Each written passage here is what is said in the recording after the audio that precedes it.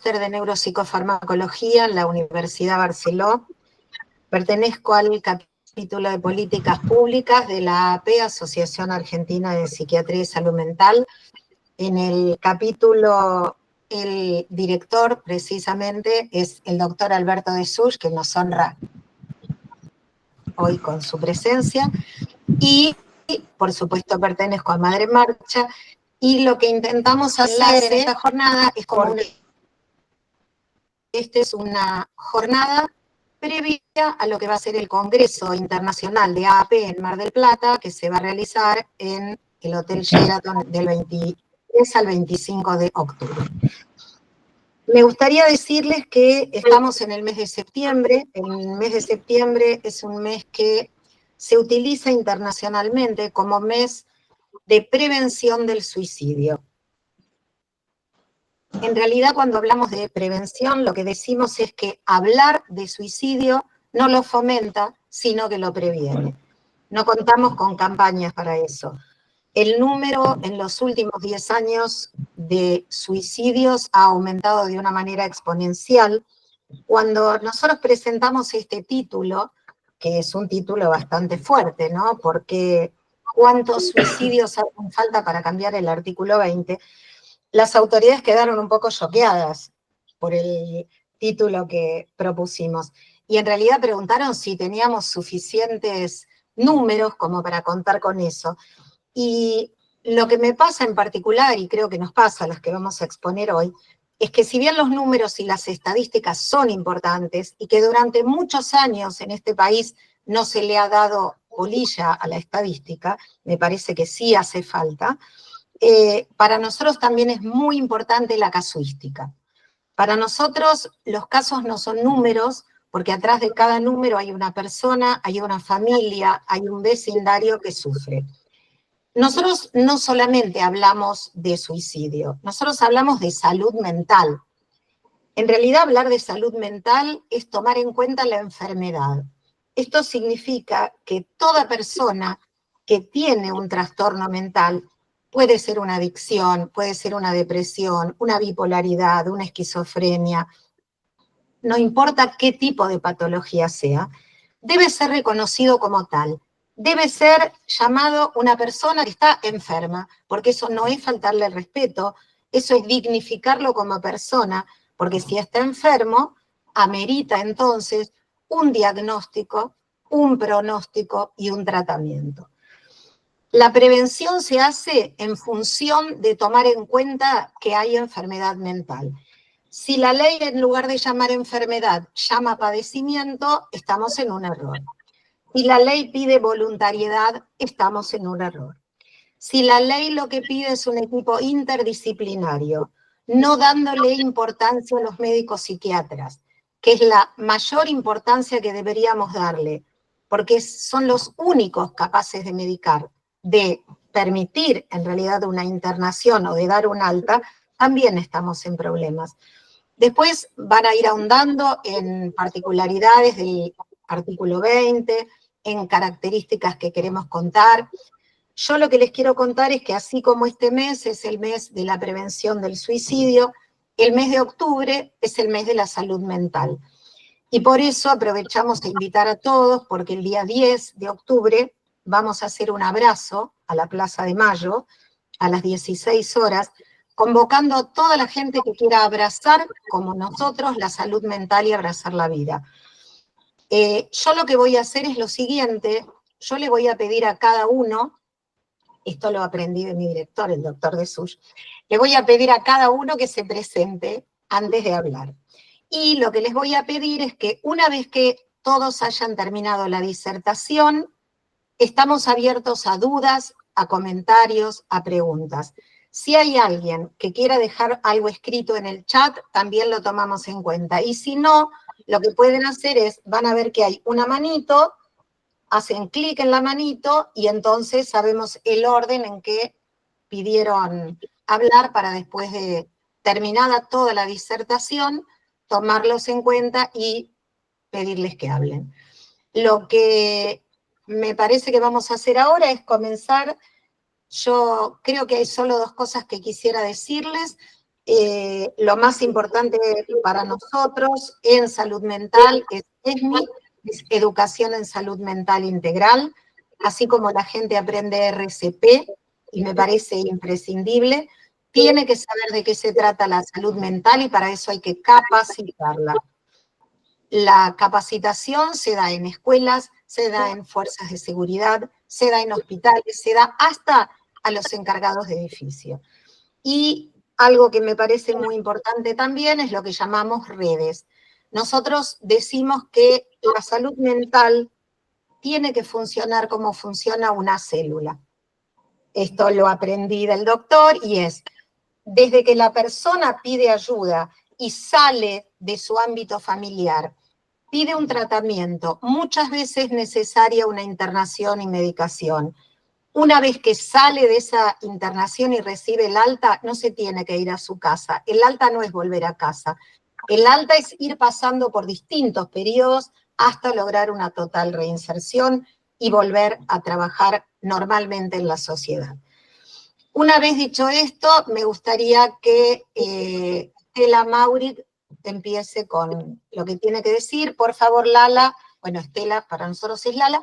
Por favor, Lala, presentate y te escuchamos. Bueno, buenas tardes para todos.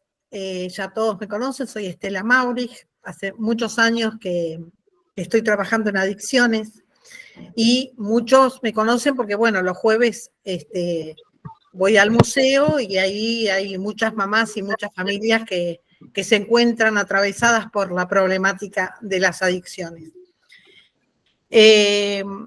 Hoy les quiero traer algún que otro comentario sobre el artículo 20 de la ley 26657, que es la ley de salud mental y adicciones.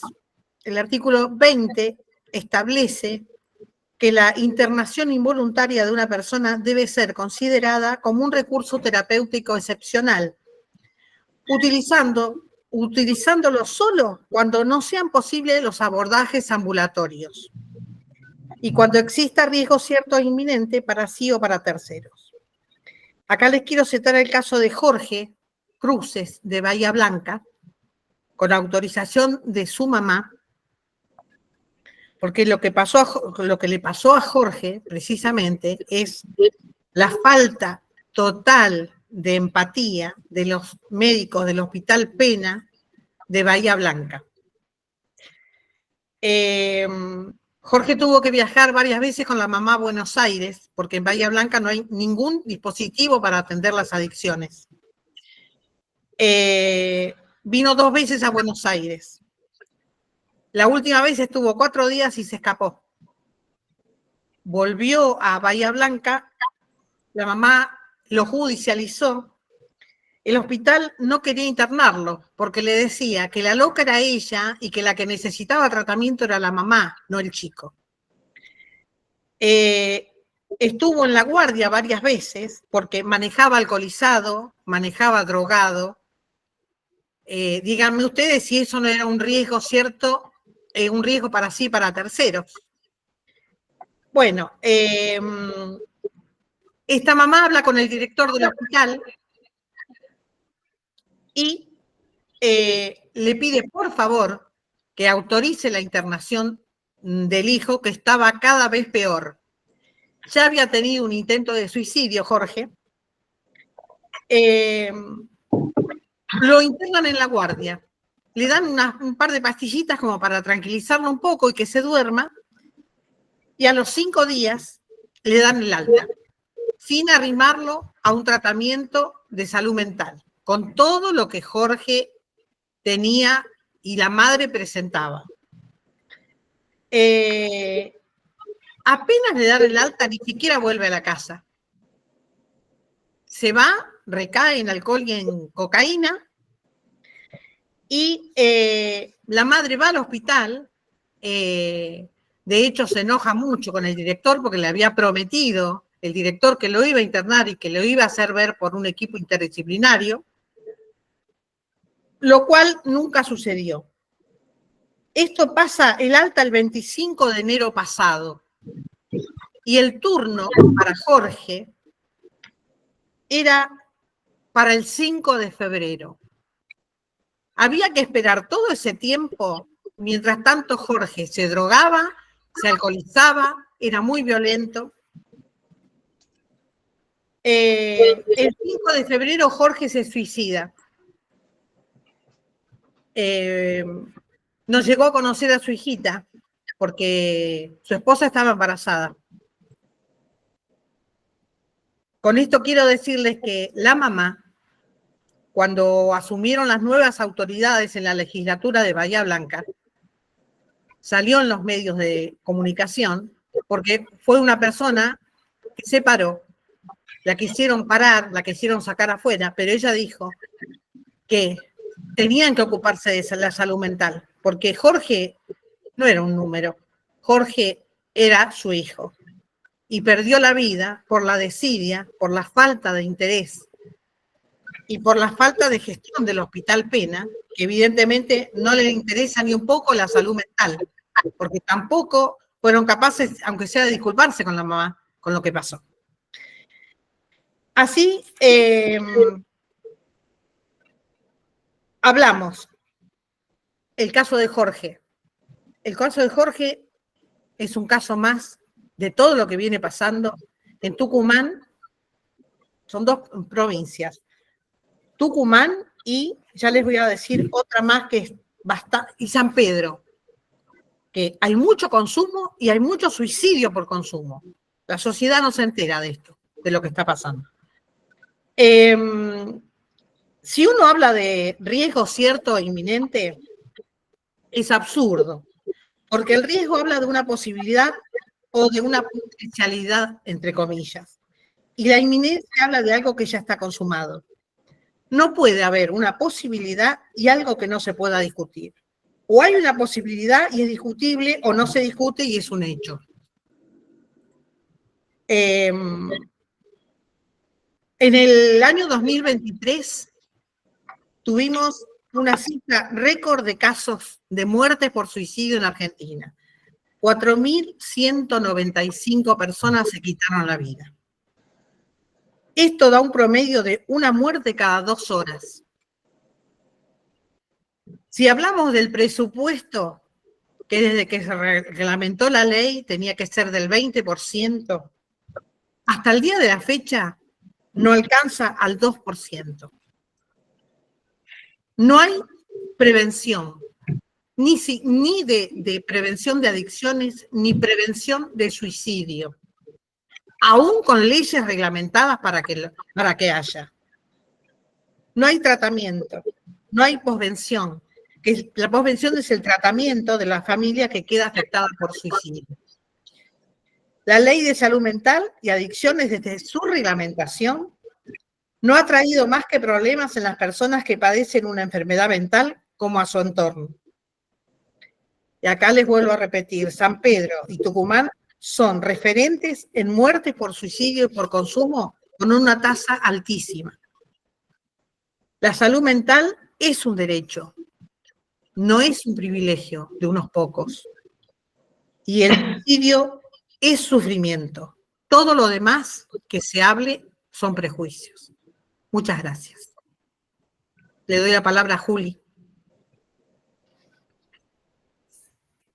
Bueno, buenas tardes a todos. Mi nombre es Julieta Maurich, soy la hija de Lala, soy abogada. Y bueno, cuando me convocaron para poder decir algunas palabras acerca de la ley de salud mental y demás, creo que lo primero que hice fue decir, bueno, agarro hoja y lapicera y empiezo a escribir a ver qué mensaje podría hacerles llegar y que sea claro, ¿no? Porque muchas veces las palabras o los tecnicismos que se utilizan en la abogacía sean un poco complejos para que uno pueda entender. Entonces agarré y digo, bueno, voy a escribir citando a algunos autores que creo que son los que más considero que me representan en esto que les quiero comentar. Entonces dice, tal como nos detalla el doctor Diegues Méndez, que es un abogado y jurista, el derecho no es norma y solo norma. como afirmara en su teoría pura del derecho Hans Kelsen, sino que está impregnado de todo elemento social, político y cultural, económico, y también de valores morales y de conducta en una sociedad determinada. Sin obviar que la creación normativa es a la vez resultado de luchas, de logros sociopolíticos de clases y de distintos sectores sociales que han sido representados en el órgano supremo de poder y con los agentes sociales que lo aseguran. No se puede obviar que el derecho es un fenómeno social y un elemento de la realidad de esta, y no es solo normatividad posterior, sino que constituye también una parte contextual donde se aplica, que a la vez que nace de la sociedad la condiciona, a su vez, la moldea. Pero también quiero decirles que el derecho se manifiesta como un impulsor de transformaciones que asiste al cambio social estimulándolo como guía para los futuros quehaceres, ¿no?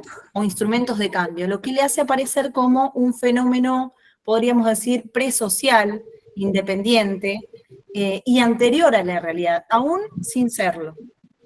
Esa posición del derecho como instrumento de cambio social fue defendida por varios autores.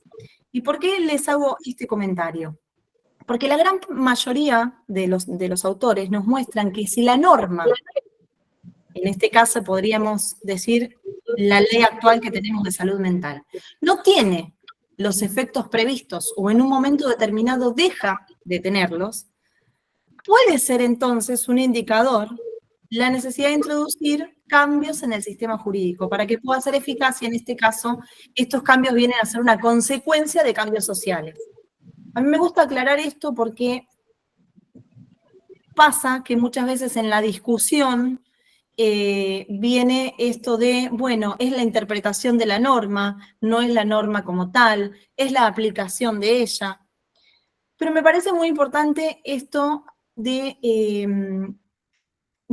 poder modificar, del saber que muchas veces la realidad o lo que sucede de manera cotidiana nos obliga, más allá de las interpretaciones o de las aplicaciones de la normativa, a generar algunos cambios. Dicho esto, quiero comentar que para nosotras, y habiéndonos entrevistado con diversos profesionales de la salud, psicólogos, psiquiatras, más que nada, habiéndonos formado casi, diría yo, de manera experta en el análisis pormenorizado de la letra fría de la ley, pero principalmente habiéndonos sumergido en todas y en cada una de las historias que vemos los días jueves con las familias que nos vienen a ver y nos vienen a pedir ayuda, pero también, y cómo no voy a mencionarlo, ¿no?, de la historia propia, de la que llevamos adentro nuestro. Nosotros consideramos que la ley debe modificarse, y más específicamente en lo que detalla el artículo 20. Sé que soy consciente de que esto es un pre-congreso del 24, pero sí tiene que funcionar como un adelanto de lo que vamos a detallar en ese momento, porque si no podríamos estar hablando horas de lo que tiene que ver con distintos artículos que deberían ser modificados. Pero puntualmente, de todas las fuentes que hemos consultado y por la experiencia previa que tenemos experiencia previa, y lo aclaro, ¿no? No sé, para los que no me conocen, yo he perdido a mi hermano por suicidio en el año 2019, después de una gran lucha en todos los sentidos, lucha de manera judicial, lucha a nivel familiar. Mi hermano tenía 2 padecimientos mentales y además consumía, era policonsumidor. Y en el caso de él no pudimos llegar a hacer mucho más de lo que se hizo.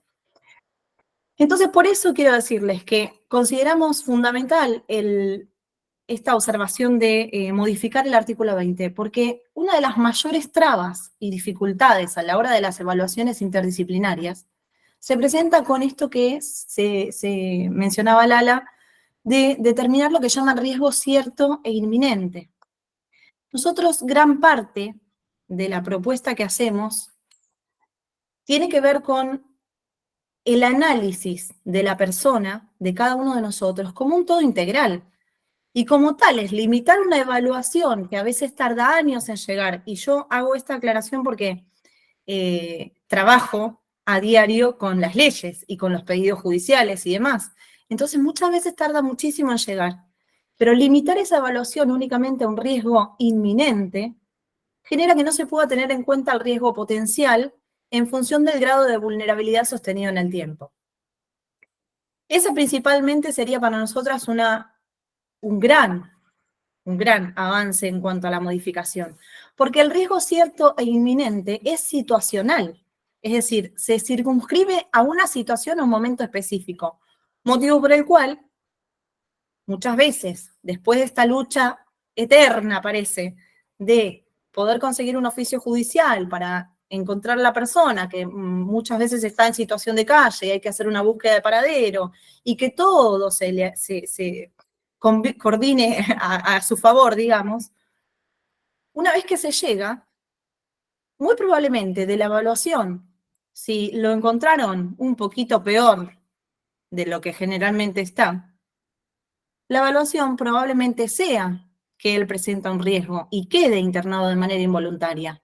Pero por ese mismo motivo de que el riesgo que se menciona en este artículo es cierto e inminente, es que sucede que si el paciente ingresó a las 8 de la mañana a la guardia de un hospital y fue evaluado por el equipo interdisciplinario de guardia a las 8 de la mañana, a las 20, en el cambio de guardia, vuelve a evaluarlo el nuevo equipo interdisciplinario y muy probablemente tenga un criterio totalmente distinto.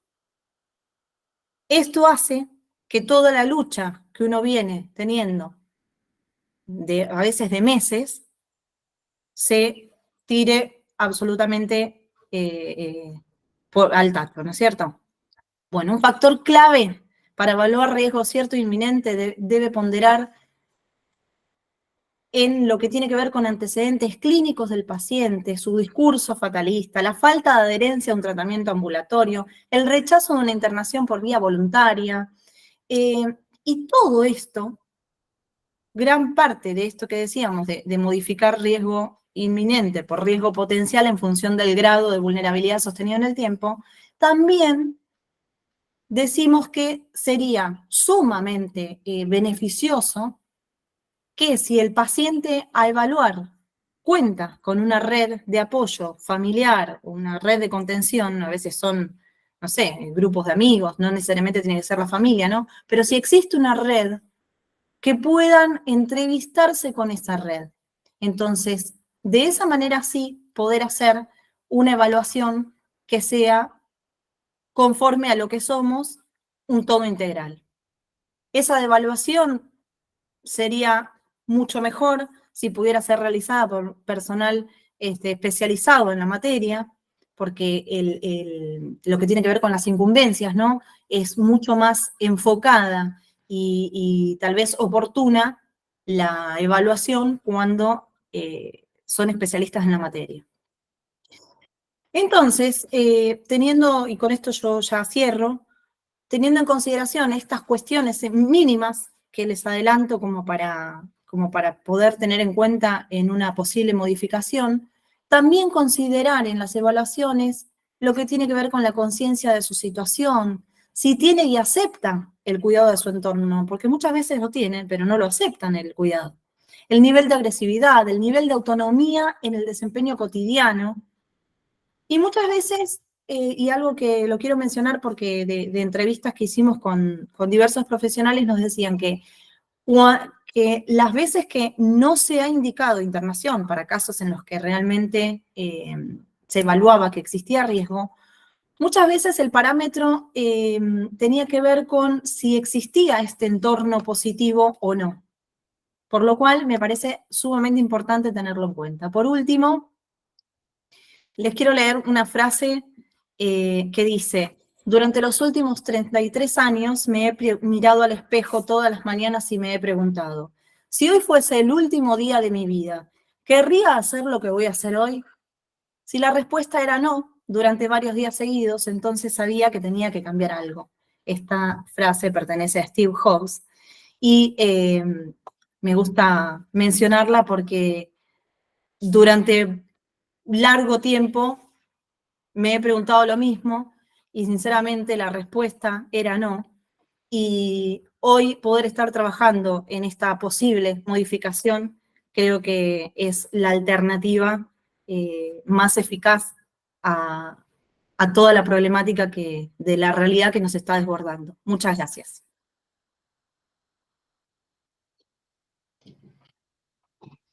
Te damos el pase, Marina. Desmuteate.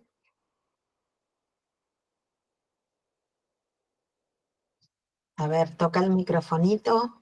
¿Ahí se escucha? ¿Ahí? Ahora sí. Ah, bueno. Bueno, Soy muy mala con la tecnología. De hecho, cuando los estaba viendo, en un momento empezó a hacer un ruido y se me apagó la computadora y dije, ay, no me muero. Bueno, yo soy la mamá de Nicolás. Dame un segundito que va a hablar Marina Charpentier. Todos los comentarios, charlas y preguntas vienen una vez que se termina toda la disertación, ¿sí? Sí, sí. Gracias. bueno, me presento. Ya escucharon, soy Marina. Soy licenciada en Trabajo Social, asistente social y licenciada en Servicio Social. Y esto lo digo solo para que sepan que antes de pertenecer a una familia atravesada por la adicción y tener un hijo adicto, a los 26 años ya empecé a trabajar en comunidades terapéuticas, estudié la carrera para dedicarme a las adicciones, me especialicé en adicciones, entonces puedo hablar desde los dos lados, de haber trabajado, de haber estado con las familias, de haber convivido con los pibes en jornadas incluso de fines de semana, de 3 días seguidos, trabajando con ellos, con sus familias, y después, o durante, empecé a conocer la adicción desde adentro, desde mi casa. Entonces, en esta charla yo lo único que pretendo es crear un puente emocional entre ustedes y yo. Porque mis compañeras que ya dijeron cosas muy importantes, yo les voy a hablar desde el corazón y desde lo que siento como madre, y siento y me arrogo el derecho de hablar en nombre de un montón de mamás, muchas están ahí, comparten los jueves el grupo con nosotros, y muchas me abordan en la calle, me escriben por Instagram, me mandan mensajes, me imploran, y confían en que si yo pude o si mi hijo pudo, ellas van a poder. Entonces, yo creo que puedo hablar por esto, por conocer la adicción desde los dos lados. Creo que los problemas de salud mental son mucho más de los que creemos y de los que se dicen. Estoy cada vez más convencida que en cada familia y en cada casa hay alguien con algún problema de salud mental. Estoy segura que en la mayoría de las casas hay medicación para la salud mental, para la depresión, para el TOC, para la ansiedad, para alguna adicción, para un montón de otras patologías. Lo que pasa es que se sigue ocultando y seguimos sin poder atrevernos a mostrarlo. ¿Por qué? No lo sé, todavía no lo termino de entender. Y creo que la única manera es convencer a la gente que la salud mental y la física son lo mismo. Porque si no, vamos a seguir teniendo vergüenza, como si fuera culpa de alguien tener una enfermedad mental. Cualquier madre que ha nacido, que ha tenido un familiar o un hermano o un padre con Alzheimer, con alcoholismo, con cualquier enfermedad, sabe que nadie tiene la culpa. Es lo que tocó, es lo que se pudo o lo que no se pudo, pero nadie lo elige, porque la madre que tiene un chico esquizofrénico, que tiene que aprender como si fuera una médica, ayudar a su hijo y a ver qué le va a dar el Estado porque tuvo esa condición en la vida, y que se tiene que romper, porque conozco, el otro día me contaba una madre que trabaja 12 horas por día y su madre cuida a su hijo, porque si ella no trabaja 12 horas por día no puede pagar la obra social, y sin la obra social su hijo no tiene ninguna posibilidad. Entonces, yo pienso,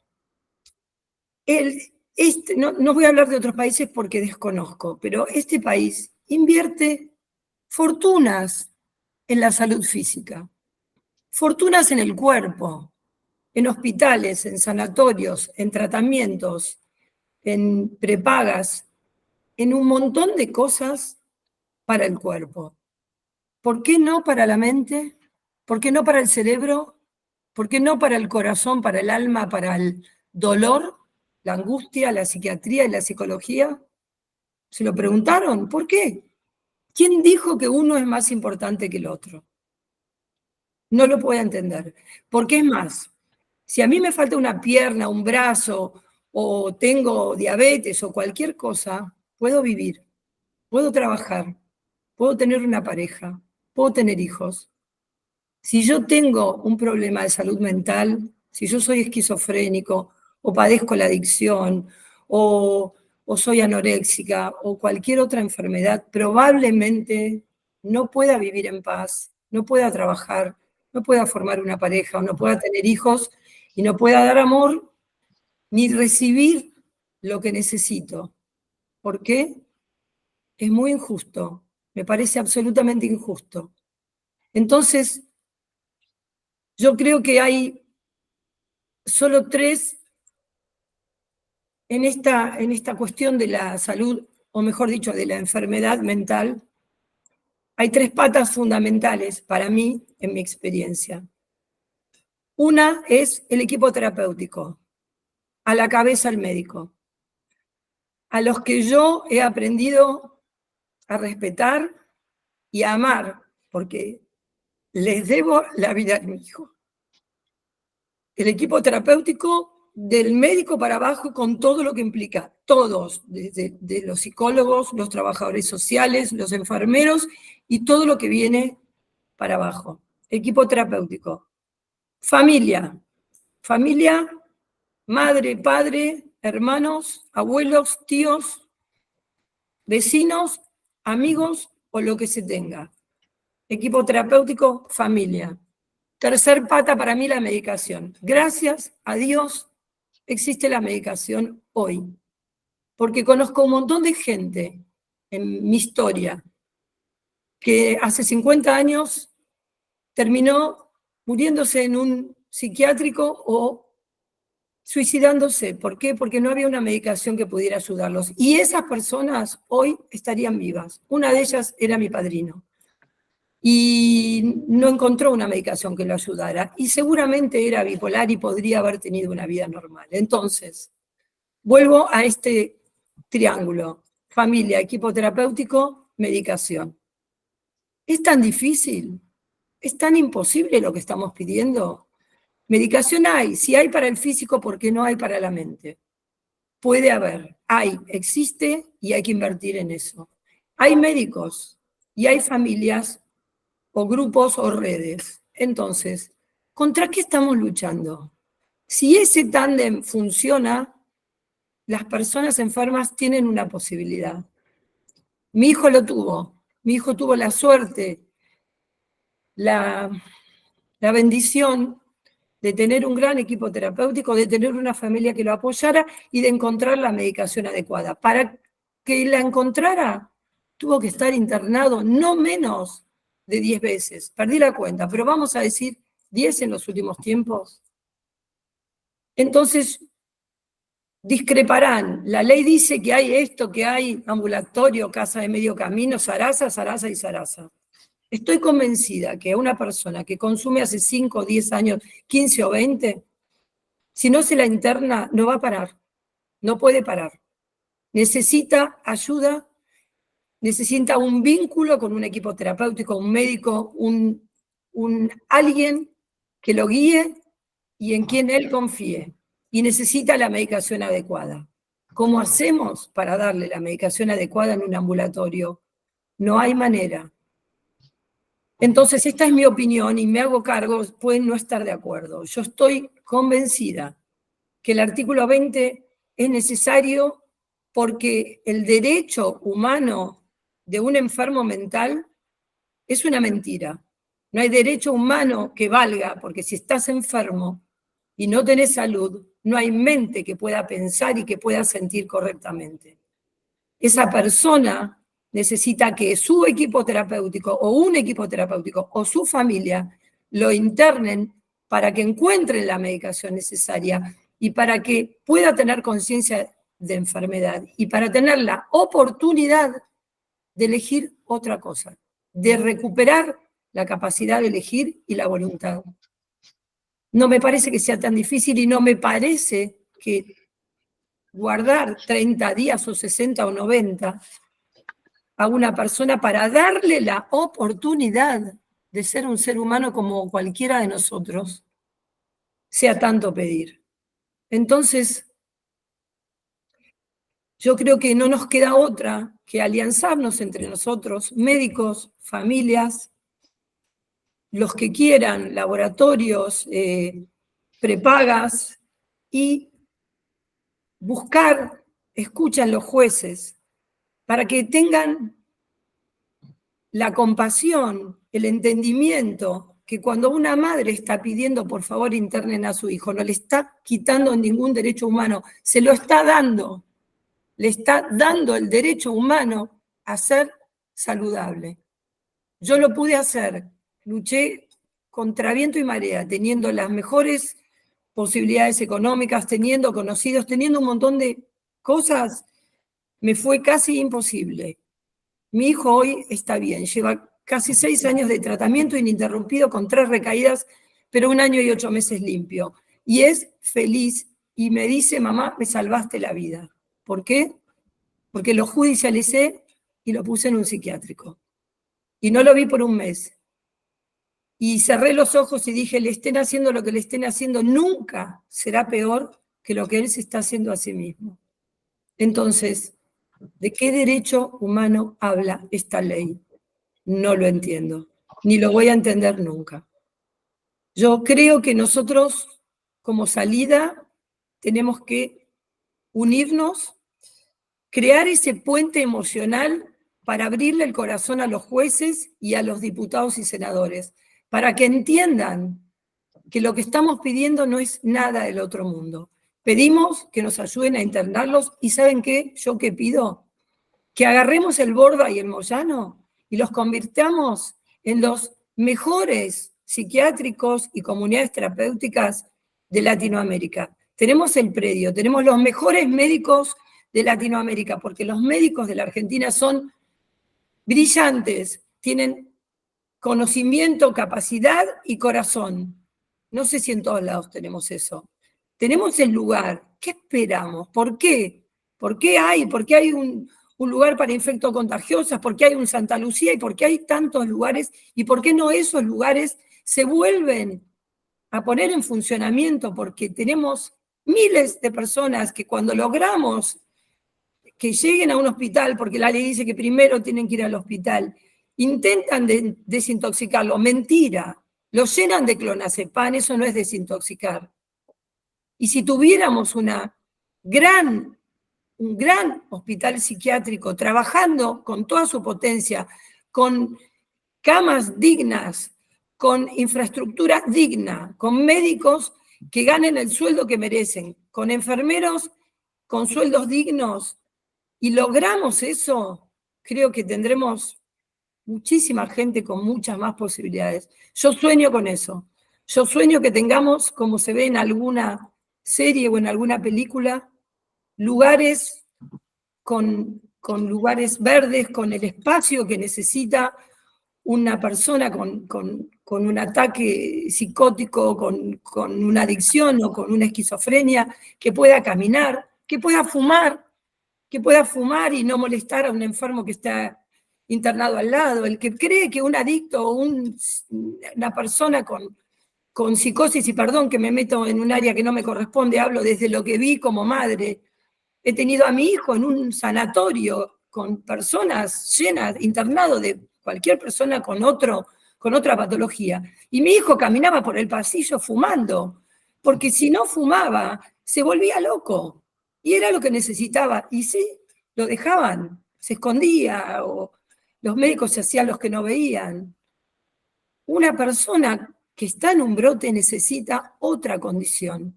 Y no hay acá, en los hospitales, no hay eso. No lo hay acá y en el resto del país. Tenemos 20, 30 camas. ¿Cuántas camas tenemos en este país? Es un chiste. ¿Cuántas camas hay para salud física?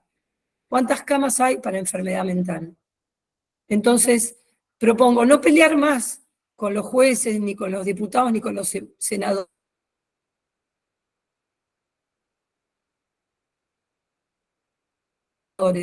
Para que nos escuchen, nos entiendan y sepan que todo lo que queremos es salvar la vida de personas que padecen, que sufren y que tienen un dolor insoportable, y quien lo ha sentido sabe que es lo peor que les puede pasar a alguien. No hay pastilla, no hay medicamento, no hay paliativo que calme el dolor emocional. Démosle una oportunidad a esas personas. Ojalá los invito a acompañarnos en esta lucha. Nada más, gracias. Gracias, Marina. Bueno, como siempre, lo que escuchamos de voces como las propias madres, obviamente nos impactan de una manera muy diferente a la que podemos hablar los profesionales. Si bien en mi caso o en el de algunos otros presentes son más de 40 años transitando esto, la verdad que los últimos 10 años se nos ha hecho muy difícil, se nos han cerrado muchas puertas, se ha propuesto cerrar monovalentes a los que llaman manicomios, cuando en realidad hay hospitales monovalentes especializados en otras condiciones, como decía Marina, en condiciones físicas, cardiológicas, gastroenterológicas, endocrinológicas, pero a los monovalentes psiquiátricos se los llama manicomio. Hay un problema, yo diría que ideológico, porque no se entiende por qué cuando hablamos de internación se nos trata como si quisiéramos meter presa a la gente, cuando lo que queremos es salvarles la vida. No pretendemos una internación eterna, esperamos que la internación sea lo más corta que se pueda, pero entendiendo que al salir de esa internación tiene que pasar por un lugar intermedio, llámese hospital de día, hospital de noche, comunidad terapéutica, lo que corresponde en cada caso, hasta poder tener una externación. La verdad es que yo quisiera decir algunas cosas respecto de las alertas, porque una vez Juli dijo, prevenir es llegar a tiempo. Yo creo que es así. Nos faltan campañas, porque como no se le da bolilla a la salud mental, porque la ley 26657 lo que hace no es prohibir nada, sino obstaculizar todo, entonces no hay campañas, no hay prevención. Yo quisiera solo decir algo, que en la mayoría de los suicidios, en un 80%, hubo alertas, hubo avisos, que no se escucharon, que no se pudieron, que no se supieron. Hay 3 ítems que me gustaría valorar. Primero, para todas las patologías mentales, escuchar sin juzgar, no dejar sola a la persona y pedir siempre la ayuda de un profesional. Por supuesto, hablamos siempre de un equipo, ¿no? Creo que siempre en este caso liderado por un psiquiatra. Yo lo que les voy a pedir es lo siguiente, yo tengo anotadas 2 personas que levantaron la mano, si hay alguien más que quiera hablar, toquen abajo donde está el dibujo de la manito, y entonces los voy anotando. Bueno, ahora ya tengo 3. A ver, la primera persona que levantó la mano es Romina. Romina, si querés decir algo, te escuchamos. Fíjense si hoy Norma, qué honor, la doctora Norma Derito está con nosotros, es un inmenso honor. Por si hay alguien que no la conoce, ella y el doctor de Such son como los grandes referentes de la psiquiatría en la Argentina. Es un honor pertenecer al capítulo en el que están, solo eso puedo decir. Los respeto profundamente y es maravilloso que estén acá. Bueno, primero se había notado Carolina, no sé si sigue estando con la mano levantada. Te escuchamos, Carolina. Hola Silvia, un gusto verlas a Julieta, a Marina, a todas ustedes, acá en la lucha permanente. Y bueno, yo esperando a ver que la justicia ya está judicializado. Hoy se cumplen 3 meses, el 24 que estoy todavía, que sigo con mi brazo y con despelotes. No sé nada de mi hijo, o sea, o poco sé muy poco de él. Me entero así, alguna cosa salteada, y me duele el alma. Yo digo siempre, y se lo digo a sus hermanas, yo tengo 3 hijos, no tengo 2 hijas nada más. Y es algo que me duele en el alma, pero bueno, sé que esto le sirvió, esta exclusión del hogar, le tiene que haber servido para crecer. Pero, y como tengo exclusión del hogar y tengo perimetral, no puedo hablar con él ni saber absolutamente nada de él. Yo lo único que le pido a la justicia, y se lo pido de corazón, es que lo obliguen a una evaluación psiquiátrica y que lo obliguen a hacer un tratamiento. Eso es lo único que yo pido. Según mis hijas, no, porque Lucas es ¿cuál es la palabra que me dicen? Es un psicótico. Siempre nos manipuló a todos, en cierta forma sí, nos manipuló, a mí me robó, me dejó casi en la lona. Le sigo pagando la obra social, le sigo pagando el celular, que no lo está usando, pero se lo voy a seguir pagando. Y te aseguro, esperando que la justicia actúe. Sé que hasta hace poco, y no sé si la sigue teniendo, tenía una pulsera en la pierna, porque cada vez que yo tocaba el botón antipánico, cada vez que venía a tocarme el timbre para pedir plata, porque era lo que pretendía venir a plata, entonces decidieron ponerle una pulsera, una tobillera. No sé si la sigue Yo lo que diría es, tu caso, como nosotros decimos siempre, no es un número, es una persona. Y no es solo una persona, es tu hijo y toda la familia que lo sufre. Yo diría algo, vamos a tratar de ser con mensajes muy asertivos y cortos para que todos puedan hablar. No tenemos tanto tiempo. El doctor Besuch pidió la palabra. Si les parece, lo escuchamos. Alberto, desmuteate y presentate por si hay alguien que no te conozca para que sepa quién sos. Sí. Bueno, yo soy el doctor Alberto Besuch, médico psiquiatra, psicofarmacólogo, y también voy a decir que soy psicoanalista, por algo que voy a hacer, por un comentario que voy a hacer después. Primero, antes que nada, quiero felicitarlas a todas en su conjunto, y en particular a las expositoras de hoy, porque no solamente están exponiendo su dolor, sino que se están comprometiendo, palabra que a mi criterio, yo empiezo a hablar como psicoanalista, a mi criterio está muy desactualizada. El comprometernos con las cosas fundamentales de la vida parece que está fuera de moda, y sin embargo el procrastinar modificaciones sociales que hay que hacer como una ley u otras modificaciones, es decir, llena de prejuicios, eso está de moda. El procrastinar, o sea, el dilatar en el tiempo determinaciones que son inminentes que habría que tomar, en cambio no nos comprometemos.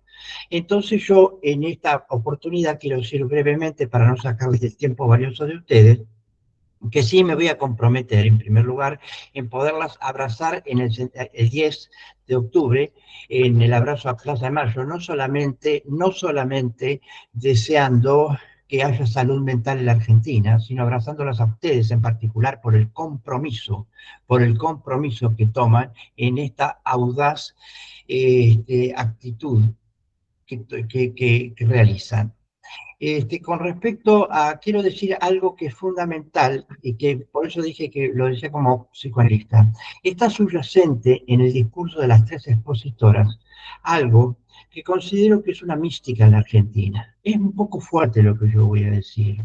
Sé que puedo ser muy criticado, pero yo como estoy comprometido y no me importa lo que se pueda decir de mí o criticarme, voy a decir que yo las felicito porque hay una mística en la Argentina que hay que pregonar viva la libertad y viva la autonomía. Julieta por ahí nombró la palabra autonomía. Viva la libertad, viva la autonomía. Libérate, mujer, libérate, libérate.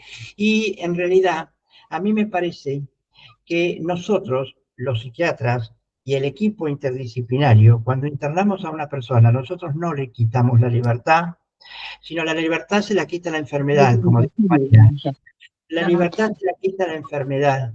Entonces, nosotros al contrario, le devolvemos la libertad y la autonomía, porque en esos momentos no está en condiciones, sea psicótico o estoy por una esquizofrenia, una enfermedad bipolar o una adicción, un estado de abstinencia.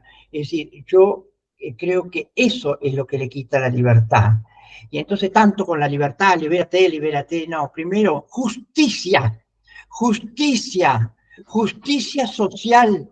La justicia social está por encima de la libertad y la autonomía. No estamos en contra del espíritu de la ley que defiende los derechos humanos, sino que le damos prioridad a la justicia social antes que hacernos propaganda como grandes libertarios y respetuosos de la autonomía, cuando el ser humano no está en condiciones de ejercer la libertad y la autonomía porque necesita un tratamiento del médico y del equipo interdisciplinario.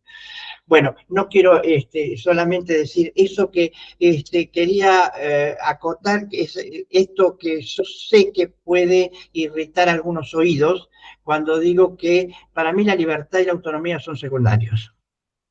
Para mí la libertad, para mí lo prioritario es la justicia social. Y eso está subyacente en la charla de todas ustedes, incluso de Silvia, y que eso tiene que estar subyacente en las políticas. Saben que soy el presidente del capítulo de políticas públicas, y hay unas políticas que son, pero son inminentes de ser aplicadas. ESMI, como dijo Silvia, es educación en salud mental integral, pero no solamente en las escuelas, por supuesto que en las escuelas y universidades, sino en los medios de comunicación también.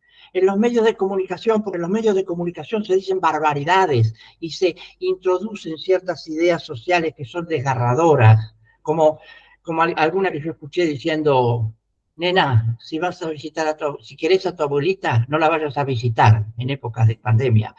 Bueno, y otras barbaridades que han lastimado a mis oídos, como por ejemplo lo que quiere el doctor de SUS cuando yo era jefe de servicio del Hospital Posadas. Lo que quiere el doctor de SUS es tener un calabozo propio, que ha herido lo más profundo de mis sentimientos, porque lo que yo quería era devolver la libertad a través de una internación. Entonces, ESMI, educación en salud mental, y además redes, como siempre decimos, aparte de la modificación de esta ley, que me parece un poco troglodita. Bueno, muchas gracias y la felicito, y el 10, en un abrazo, voy a poder concretar el aprecio y la admiración que tengo por ustedes. Gracias, Alberto, un honor escucharte, un placer. La doctora Norma Derito, después sigue Romina, y así vamos tratando de terminar porque nos quedan poquitos minutos. Normita, desmuteate y te escuchamos. Ahí está. Bueno, yo las Por quiero... si alguien no te conoce, que no creo, pero igual contá quién sos. No, bueno, soy exdirectora del Hospital Moyano, estuve desde el año 2011 al año 2020 como directora del hospital, pero 42 años de hospital tengo. Es decir, toda mi formación ha sido en el Hospital Moyano, pero en este momento no era eso a lo que me quería referir. Julieta, cuando habló de la ley, habló de la norma. Es decir, las leyes nacen de las normas. Las normas las crea la sociedad para poder convivir en paz, en orden, en armonía. De ahí salen las leyes. La ley de salud mental no fue creada para lograr ni el ordenamiento, ni la armonía, ni la curación, ni el tratamiento, ni para defender los derechos de los enfermos mentales, ni de los adictos, especialmente ni de los adictos. ¿Por qué? Porque fue hecha por personas que, primero, jamás estuvieron en un hospital psiquiátrico, y segundo, tenían intereses creados en lo que llamamos un narcogobierno. Esta ley fue creada para favorecer a los narcogobiernos y para no curar a los enfermos, sino para que hubiera más enfermos. Entonces, lo que yo les quiero transmitir a todas las mamás en pocas palabras, y con lo que yo he vivido adentro del hospital con las pacientes adictas, donde me he peleado con las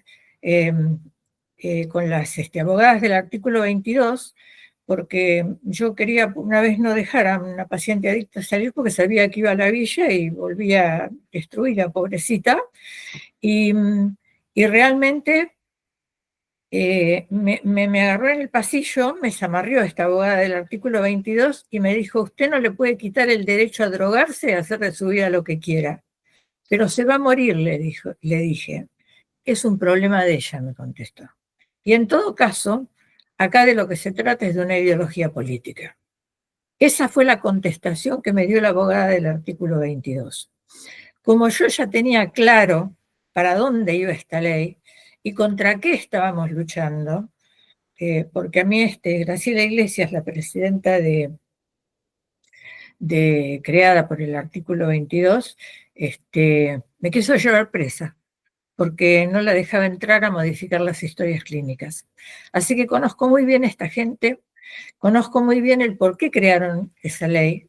La crearon primero para tener quintas económicas que no quieren largar de ninguna manera, por eso no quieren modificar la ley, porque perderían económicamente un montón de quintas que tienen un grupo de abogados y son equipos interdisciplinarios, pero que se han prendido de esto porque les sirven. Y desde el último lugar y más profundo y más difícil y más complejo es que estamos peleando contra los narcos, señores. Yo le quiero decir a todas las mamás que tomen conciencia de la profundidad de esta batalla, del peligro de esta batalla, que nosotros lo vamos a estar apoyando permanentemente. Yo, por supuesto, desde mí, porque viví en carne propia el ataque de esta gente. No me lo contaron. Y a mí no me van a hacer callar. La verdad que no voy a decir la verdad, porque es la verdad y punto, pero también quiero que sepan que es contra lo que se está luchando. No por eso hay que tener miedo. No por eso hay que achicarse. Al contrario, tenemos que presentar batalla. No podemos, exactamente, Marina, no hay que bajar los brazos y tenemos que seguir insistiendo y contando con la ley, porque en los aspectos jurídicos, si bien hay gente que está de acuerdo con esto de la ley, es muy poca, pero también contamos con otro montón de gente que es muy honesta, muy decente, que quiere presentar batalla, que le está presentando, y contamos con esa gente, y yo creo que tenemos que agradecerles que vengan y que se presenten cuando los llamamos y los requerimos. Bueno, nada, les quería decir esto porque yo creo necesario que todos sepamos, que ustedes sepan, señoras, con qué estamos luchando. Esto no es una batallita. Esto es una batalla importante de intereses creados, políticos y económicos. Y cuando uno pelea esas batallas, ya sabemos que corremos riesgos, pero no importa, porque alguien tiene que dar la batalla.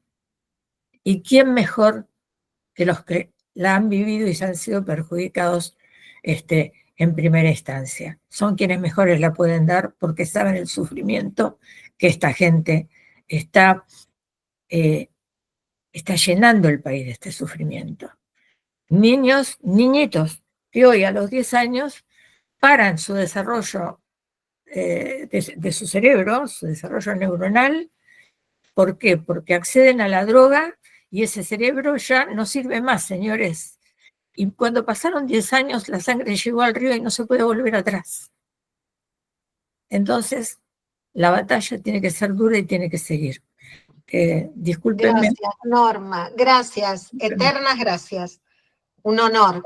Y Gracias. sigue, Romina, solo te pedimos esto. Quedan 2 minutitos. Por favor, si podés acotar lo que tenés para decir, desmuteate y te escuchamos. Desmutear. Ahí. 2 minutos, porque yo ya escribí un testamento ahí en el chat. Dejé mi número de teléfono. Yo soy inspectora de psicología comunitaria y pedagogía social del distrito de Pergamino, de Buenos Aires. Y todo lo que ustedes contaron nos está pasando acá. Yo misma he ido a luchar con la gente de salud mental para que internen a los chicos de 12 años, de 14. Yo te puse todo ahí, pero dejé mi número de teléfono por si tienen algún grupo o algo para que me puedan agregar y poder empezar a trabajar desde acá de Pergamino con el Consejo de la Niñez. De hecho, fuimos a Pergamino a dar una charla el año pasado. ¿El año pasado? Sí. Bárbaro. Nos invitó Juan, que tiene una comunidad. Sí, yo fui a esa.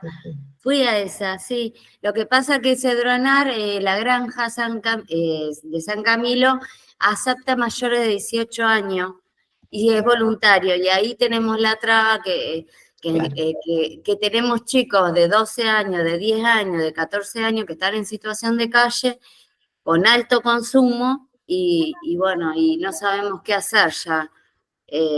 Era eso lo que quería decir, que bueno, que si puedo estar en algún grupo para estar informada o poder aportar desde mi puesto de trabajo o socializar al Consejo de la Niñez, dejé mi número para que me agreguen, nada más. Bárbaro, muchísimas gracias. Yo lo único que quiero decir antes de terminar es que agradezco profundamente a todas las personas que se conectaron, que en realidad yo siempre digo que la vida es una cadena de favores, que para levantar un puente hace falta más de una mano, hace falta mucho esfuerzo, hace falta dejar de lado muchas cosas para poner empeño, que como decimos siempre vamos a intentar armar una contracultura. Necesitamos armar una contracultura contra todo esto que estamos luchando y sé que lo vamos a lograr. No vamos a bajar los brazos, así que agradecemos profundamente la presencia de todos. Los esperamos a los que puedan el 10 de octubre a las 4 de la tarde en Plaza de Mayo y el congreso de AAP el 24 nos toca, pero es de 22 a 25 en el Sheraton de Mar del Plata. Un beso enorme para todos. Muchísimas gracias. Gracias a todos. Gracias a todos. Gracias a todos. Hasta el Congreso. Hasta el Congreso. El Congreso.